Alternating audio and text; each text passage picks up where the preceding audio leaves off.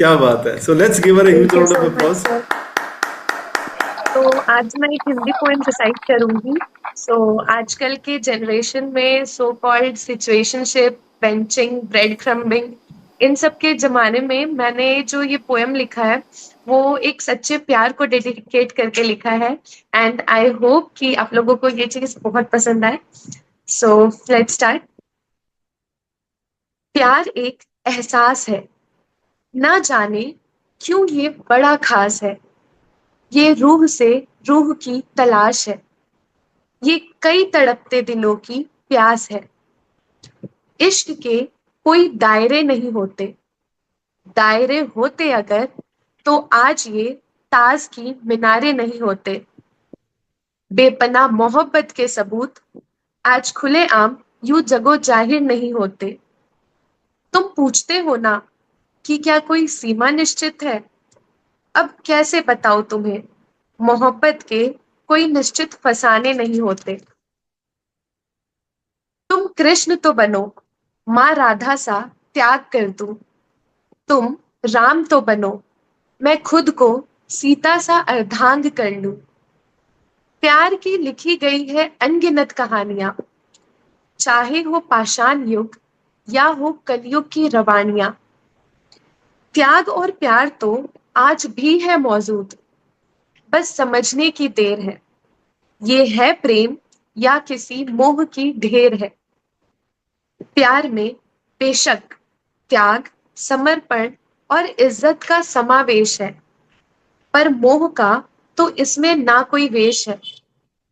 मैं लिखूं कविता और तुम बनो शीर्षक उसका. मैं सोचूं प्यारी पंक्तियां और लिखूं तुम्हारी अनकही उक्तियां. काश कर पाती बयां तुमको ये हाल अपना, पर क्या करूं, शब्दों से हाल अपना हाल बयां नहीं कर सकती. बिन कहे तुम्हें मैं अब रह नहीं सकती. तो सुनो, तुमसे एक बात कहनी है, मुझे तुम्हारे साथ पूरी जिंदगी रहनी है. क्या थाम पाओगे मेरा हाथ, क्या चल सकोगे अगले 7 जन्मों तक मेरे साथ. मैं तुम्हारी गौरी बनूं, तुम बनोगे शंकर मेरे. मैं तुम्हारे साथ चलूं, तुम चलोगे अंत तक साथ मेरे. Thank you.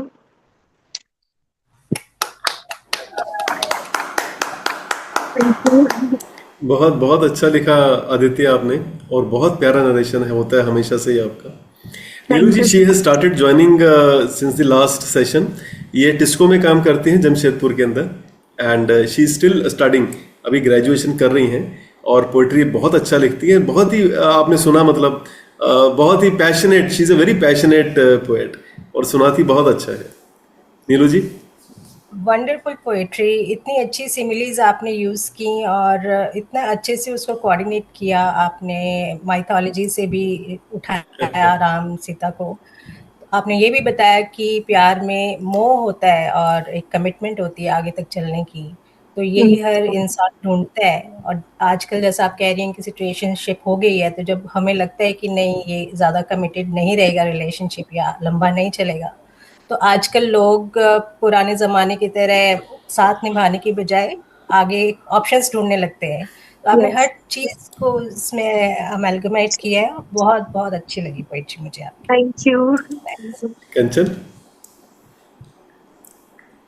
नितिन, बहुत अच्छा लगा सुन के, because as you said that in this generation, especially in your generation who are students, thinking about that kind of love, even absorbing that within yourself and able to say that also.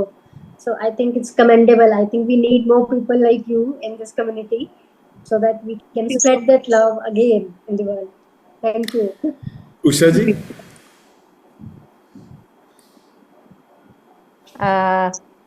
I would also like to appreciate the theme you have selected, especially in this present generation.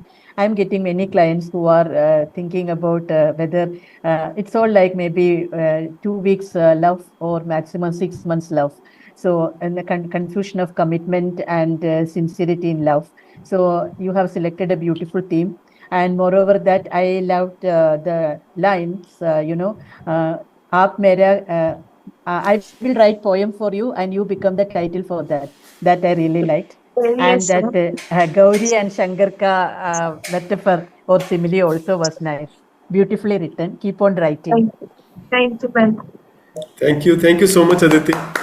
Thanks.